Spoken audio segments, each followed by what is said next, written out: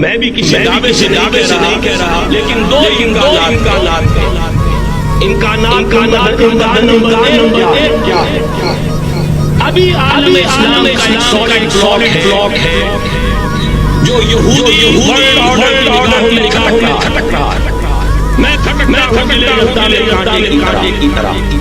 اگر جن کیا ہے کر کے ان کے حصے بکرے پاچا کرو۔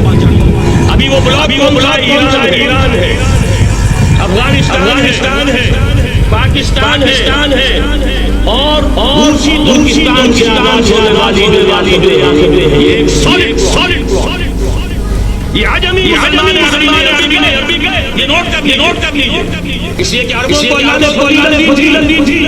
محمد صلی اللہ علیہ وسلم بدن مل گیا، لیکن ساتھ ہی اللہ نے دھمکی دی سورہ محمد میں یستبدل قوما غیرکم، اگر تم دکھا گے اس مشن کو ہم نے تمہاری حفاظت کی ہے، کسی اور کو لے آئے۔ بہرحال میرا میرے پاس تو یعنی یہ درد کے لیے وقت نہیں ہے، مجھے اپنی باتوں میں پڑھ رہا ہے، لیکن میں موضوع کی طرف ایک امکان تو یہ ہے اس بلاک اسلام کا احیاء ہو، اور اس کے لیے بھی احادیث نبویہ۔ وہ تو آپ نے سنا کا شعر، میرے عرب کو آئی ہوا جہاں سے، میرا وطن حدیث میں آتا ہے یا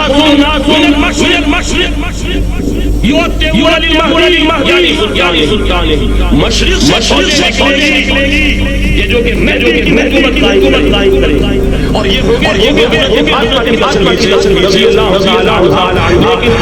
عالم کے اندر ایک طاقت بن کر ابھریں گے، باقی کی قوتوں کے خلاف جہاد کرے، لیکن ان کو مدد آئے گی دو طرف سے، ایک زمینی مدد آئے گی مشرق سے، ایک آسمانی مدد آئے گی۔ عیسیٰ کا نزول حضرت مسیح علیہ السلام اٹھائے گئے ہوگے، اور در حقیقت دو مددوں کے نتیجے میں یہود کا قلعہ ہوگا، اور یہی گریٹ ان کا گریٹ یارڈ بن کر رہے گا، قبرستان بن کر رہے گا۔ اس کی بڑی حدیثیں موجود ہیں، اس کی بڑی خبریں موجود ہیں، احادیث کے اندر ہماری اس کی طرف توجہ، یہ سارا سامنے رکھیے، اور حضور کی دی ہوئی پیشین گوئیوں کا مستقبل سامنے رکھیے، دونوں سے ثابت ہوتا ہے اس خطے کا ہونا